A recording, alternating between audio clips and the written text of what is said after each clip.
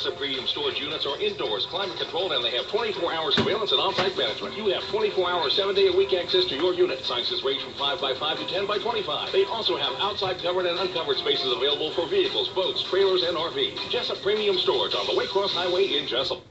Since 1946, Murphy's Builder Supply has been serving the folks of Jessup, Wayne, and surrounding counties with quality products and knowledgeable service. Matter of fact, they feel they sell service first to make sure you get exactly what you need for your home improvement projects. And with each employee at Murphy's being there for 10 years or more, you know you're talking with someone with the experience to help you with building supplies, tools, paint, and all the things you need from a full-service hardware store. The best choice in home improvement is Murphy's Builder Supply, 156 Northeast Broad Street, Jessup. All right, 9 minutes after 8 o'clock, you're listening to The Big Dog, WIFO-FM in Jessup, 105.5 with your FM dial. World-famous Butch and Bob show for this Tuesday morning, 5th day of December. And that's brought to you by Mike Birch Ford in Blackshear, by Jessup Premium Storage out here on the Waycross Highway, by Republic Services, and by Murphy Builder Supply on Northeast Broad Street in downtown Jessup.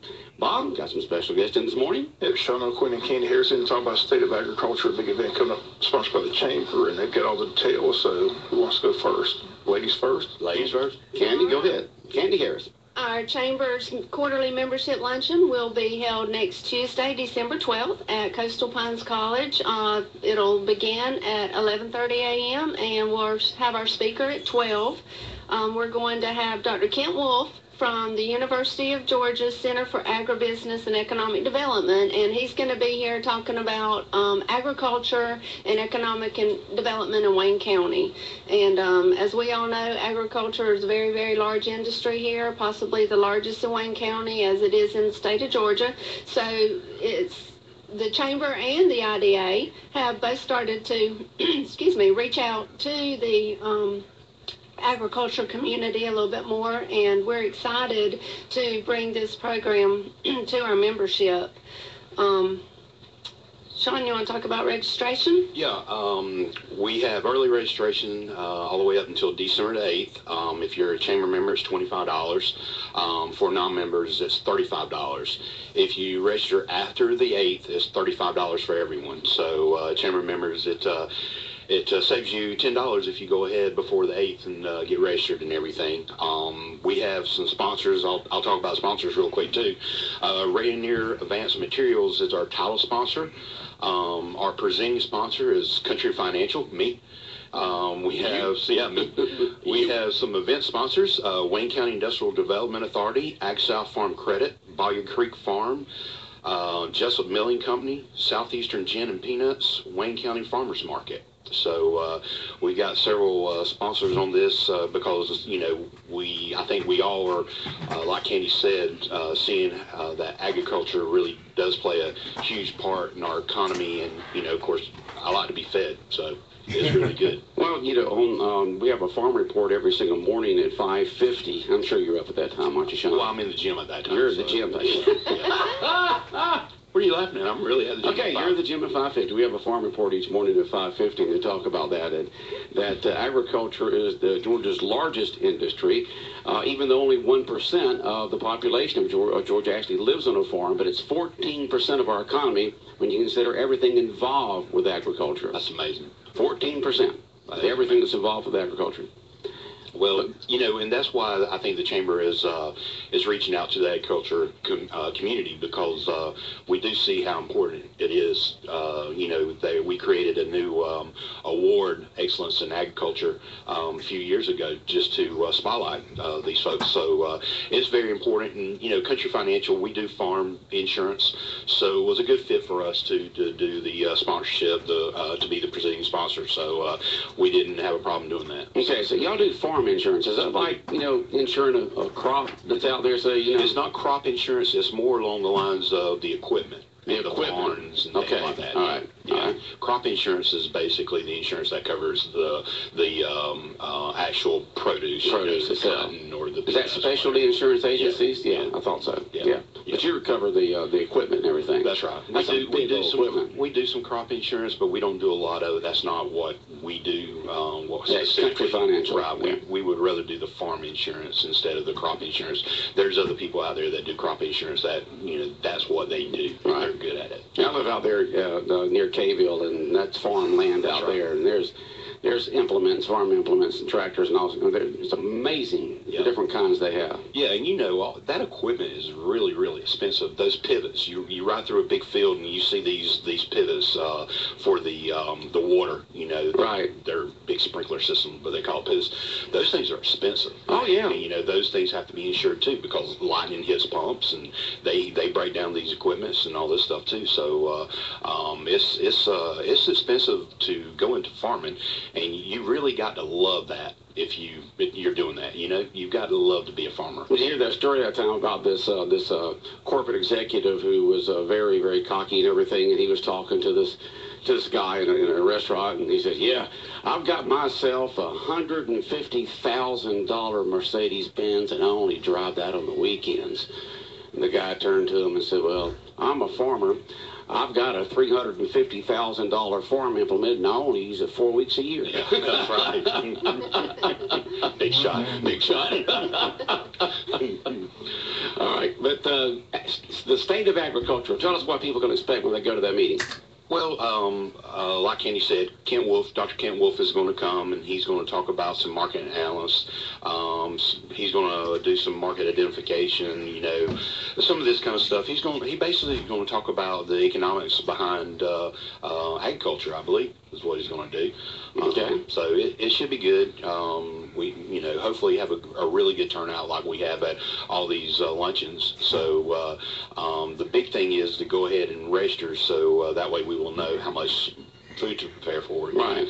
People prepare for. So that would be good and helpful if we go ahead and get folks to go ahead and call in. Call in the chamber at 427-2028, 427-2028 to make your reservations. Once again, the date on this is? Date is December the 12th. 12th. At Yep. what time? It is at 11:30 Mm-hmm. until 1. And again, 11:30, we are trying to get folks there at 11:30 to go ahead and let's start eating. So that way by 12, we can go ahead and have the speakers start, because, we tend to run over past 1 o'clock sometimes, Mm-hmm. and it's hard for folks to stay past 1 o'clock. So we try to get people to come in at 11:30 or as soon as possible and go ahead and go through the line. Let's go ahead and eat, sit down, eat, and then the speaker will be able to start. Sean O'Quinn and Candy Harrison with us this morning, talking about the luncheon coming up. Once again, talk about the speaker and who he is. Candy? Dr. Kent Wolf is a marketing analyst, and he's the director of University of Georgia Center for Agribusiness and Economic Development. And what he primarily does is perform market analysis for the agriculture community throughout the state of Georgia. Their analysis includes target market identification, estimating market potential, developing marketing strategies, and identifying marketing channels for the agriculture community. He also has experience with a wide variety of value-added agribusiness ventures, and they have a specific, they have data on every county in Georgia, and so what he's going to do is share the information that they have specifically for Wayne County and how economic development affects the agriculture community and vice versa. All right. He's also going to come back next year and work with some of our farmers on these things. We're going to do that through the Industrial Development Authority, so this is just kind of a introduction to get, we get to know him, and we're encouraging our agriculture community, our farmers, to be at this luncheon and hear what he has to say, and hopefully develop, a relationship with him so that he can help them grow their business and market what they have to sell. Remember, if you ever have any questions or comments while we're on the world-famous Butch and Bob show, or at any other time, you can always text us on our main studio and business line. It is text-enabled, 912-427-3711, 912-427-3711. A lot of times we want to have people call in, or not call in, but text in questions or comments during the show. Bob, anything else for our folks this morning? Bye, Matt. Hey, Matt. by minute. Man, He's up and out at 8:18? Wow. it's a week from today, December 12th, so make sure to register. So just call the chamber at 427-2028 to make your reservations for this. This is a regular quarterly luncheon for the chamber, right? Yes, it is. Yes. And it's We going to be have- on agricultural. Yeah, we hit there. Well, like I said, quarter lunch. We have 4 of these every year. That makes sense, you know. Yeah, it does. Quarter of the year, 4 times You know, a I'm year. smart like that. So. Yeah, I know. Yeah, got that good education, didn't That's you? right. Mhm. Georgia Southern Wayne County. And this is the first time we've done State of Agriculture, so this is a new program, and we're really, really excited about it. The state of agriculture and the state of agriculture and agriculture in Georgia being the state, because you can do both. You can talk about That's right. you can talk about how important it is, and then the state of it. You know how it is here in the state of Georgia. That's absolutely right. Right. I saw the Secretary of State of Agriculture Sunday pretty good at the Georgia game Saturday. Yeah, You did? He set 5 seats down for me. Yeah, he's the main state of agriculture, isn't he? Yes, he He's is. a big dog. So he's a big dog now. Says he likes his job, hates Washington. I don't know anybody. Up there in the swamp. Yeah, so they first called it, when the new administration, they called it the sewer when they first started off, and then they went back to the swamp, as everybody else calls it up there. I asked Jack Kingston that one time. I said, when you get to the beltway of Washington, they got that big beltway around Washington, D.C., like a big circle around Atlanta. They got this big beltway there. I said, when y'all go up there, the appointed and elected officials, is there, do you have to stop and it says, please deposit common sense here, and then you go on in? He says, yeah, it seems that way sometimes, doesn't it? It does. And but a great luncheon coming up for the Wayne County Chamber of Commerce on the 12th, State of Agriculture. A great speaker, great meal. Starts at 11:30. Call the chamber at 427-2028 to make your reservations. $25 members, $35 non-members through December the 8th. After that, it's $35 for everyone. Okay? Anything else? I'm good. So, the new coach of Georgia I Southern. knew you were going to bring up Georgia Southern. Of course I was going to bring up Yes. Georgia Southern. He is Chad Lunsford. just promoted, right? He's just been promoted. He was the interim coach. They promoted him to head coach. I What was his believe. first game after they promoted him? Yep. I Was believe. 2-0. Yeah, I know they might not have. They should have not have promoted. I know. him. Lost to Coastal Carolina, who'd only won 2 doggone games all year. That's right. But, I think that most of the Eagle Nation is happy with the decision to pick him. He did win 2 games, which is more than what we won all year with our other coach. So, it's all right. So, but I'm excited about next year. We got a young team, and, it's just one of those things. I don't know. I've never seen Georgia Southern play this bad. Neither, we are the voice of the Georgia Southern Eagles That's here in right. Southeast Georgia. We carry the Eagles on 105.5 FM, and it's just been a very disappointing year. I know my son Matt's been depressed about it because he graduated from there just like you did. Yep. And, just hoping this coach is going to be the one that puts him back on the winning, what we're all used to. Well, I'll say this. I believe that he has the pulse of the team. I believe the team really, really is happy with the decision, which is good if you've got your players who are happy with the coach. That makes things a lot easier because they are willing to work a little harder, just like with Eric Russell. You heard stories all the time about, players talking about how they'd run through a wall for Eric Russell. Right. They said, go through that wall, they'd go through it somehow. They probably saw Irk run through it. Probably so, with his head bleeding and everything Yeah, I know. else. He beat his head up against the wall. I mean, there'd be blood and everything. Yeah. I mean, Yeah. Georgia should have made Irk Russell their head coach. They should have, but it after- was a good thing they did. Yeah, I know. It was good for Georgia Southern. Right. It was always, the story's always amazing that when Irk Russell got to Georgia Southern, he actually had to go to Kmart and buy the first football That's exactly right. for Georgia Southern himself. Yep, they were doing the introduction of the football at Hanner Fieldhouse, and at that time Kmart was across the street, and he had somebody run across the street to Kmart to get a football because they didn't have one.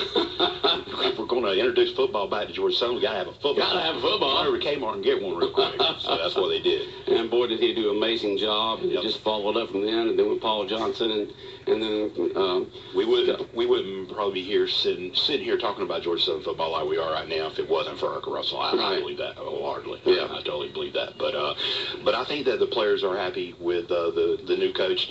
I think. Once again, what is his name? Chad Lunsford. Chad Lunsford. Okay. How long has Chad? How long has Chad Lunsford been there? All right. So from what I understand, he's been there through like maybe 3 or 4 coaches. He's been there. Yeah, he's been there for 8 years. Yeah, he's been there for a long time. Oh, okay. So this is a good progression for 8 years. Yeah. So this is a good progression for him to be named head coach. And I'm excited about them hiring someone from within that kind of knows the system a little bit, seeing what works, what doesn't work, throughout the years and everything. So, like I said, we've got a young team, freshman quarterback. We got a few players. We're not losing a whole lot. There's not a lot of seniors. I think I remember maybe 8 seniors or something. I can't remember. Do you ever get out there and help recruit? Do you ever talk to players? Oh, yeah, all the time. You do? All the time, yeah. Matter of fact, I saw the AD at the Auburn game. I was actually at the Auburn game, Georgia Southern Auburn, and I told him, I said, you need to come over and see us. And he said, yeah, y'all had a pretty, that was right after we beat Valdosta. And he said, y'all had a pretty impressive win against Valdosta. So that tells me that we're on the radar, at least. So, but yeah, I'm always talking to these guys playing, to look at Georgia Southern. Okay. All right. Sounds good. Hopefully they'll have a great season this coming year. Let's hope so. Okay. Appreciate y'all coming in talking about the chamber. I'm sure we'll have somebody else from the chamber coming in before long. There's just so many events that goes on in the chamber. Now, I guess there may be a break during the holidays here before things really kick off after this luncheon here. Then in a couple next week, and then the holidays, and then things start back in January. Eggs and issues. Yeah, eggs and issues. Yeah, eggs and issues in January.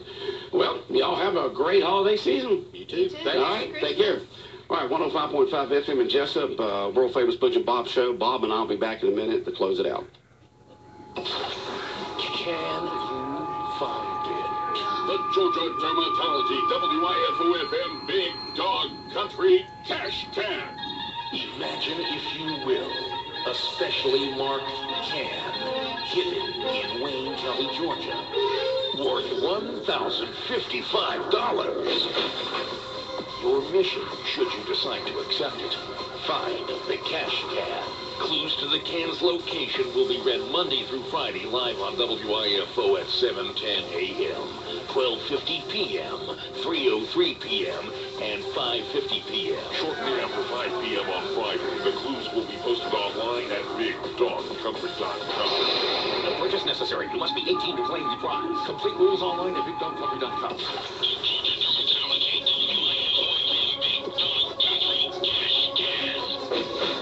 This promo will self-destruct in 4 seconds. And if you missed this morning's clue, we'll have it again at 12:50, then at 3:03, then at 5:50, and then we'll start with a brand new clue again tomorrow. Well, Bob, tell us what you kind of got out of the county council meeting last night here in Wayne County. County's in bad financial shape. That's what I got out of it. Guess what you got out of it? $6.7 million. Not a good way to start the year, but yeah, it is what it is.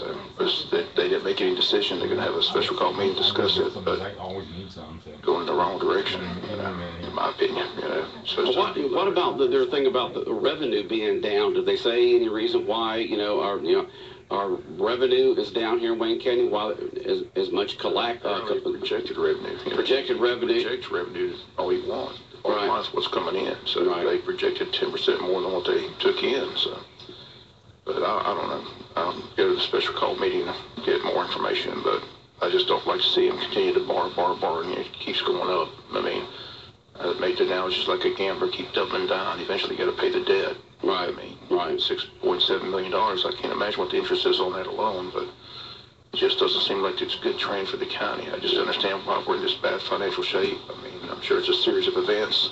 We know about the lawsuits and things like that. But there's been a devaluation of a lot of the property, and so that hurts on taxes. Down, but, they're talking about they got to find ways to grow, but sometimes you got to find ways to cut. Oh yeah, you got to do both. School system was a bad situation. They furloughed people to get back. Oh yeah. Goodness me, but the bars, that's just a big investment. The bar, $6.7 million. Right. I just don't. They had it down to 4.5 at one point, and I said. Administrator screwed up the budget and didn't put $500,000 stuff in there. They raised it to $5 million last year. Now they're talking about going up to 6.7. So see if they make that decision at their special call meeting. To me, They're going to have the department's head there going over paper clip by paper clip, paper by paper, everything. We've heard that story. The administrator sent out a letter to all the department heads, all the chief financial officers, asking them to look for ways to cut 15% of their budget. They're trying to, see. They're looking at every angle possible. Now, you said that 45% of the budget is involved with the judicial? The criminal judicial system. When you talk about the court system, the sheriff's department, and a clerk of court, right, and just all together. So the trials, everything that has to do with the judicial system in Wayne County. Your budget. Yeah. So they're trying to get a committee together, bring in the DA, bring in the Superior Court judge, just everybody involved to see. Apparently, they have one in Camden County, which has helped them save money down there. So, like I said, every little bit helps. They're trying to find any way possible to save money, but it's all about growth. And that's one thing that we're trying to do here in Wayne County is grow. You expect taxes from a standpoint of the total collections on the same millage rate and everything to go up because you expect your county to grow. And of course, as we know from that speech given by that person a few weeks ago, that a lot of the rural counties can actually expect to see their population decrease as more people move to the Atlanta area, which of course bring in less revenue. But the best thing to do is to learn from other people's successes and failures, and I'm glad that they're going to go to talk to these folks in Camden County about their committee on the judicial system and how to help them. That's what I do here at the radio station. If I'm having, a problem with something and I don't know what to do, if I'm purchasing some equipment or whatever, I'll talk to other radio broadcasters. Have you used this equipment? What have you done in this kind of problem? What do you think about this program? Talk to people who've had failure and successes with things that you're involved with, and it sure does help. So let's hope they can get that done in this work session. So I said, to me, it's just a bad precedent. $6.7 million to borrow before you even start the year. Just not a good story. Okay. All right, Bob, anything else? All right, have a good day. All right, the world-famous Butch and Bob Show brought to you by Mike Bridge Ford in Blackshear, by Murphy Builder Supply, located on Northeast Park Street in downtown Jessup, just down from the Big Red Caboose, by Republic Services, and by Jessup Premium Storage out here on the Waycross Highway. You're listening to WIFO 105.5 FM in Jessup, Big Dog Country Radio.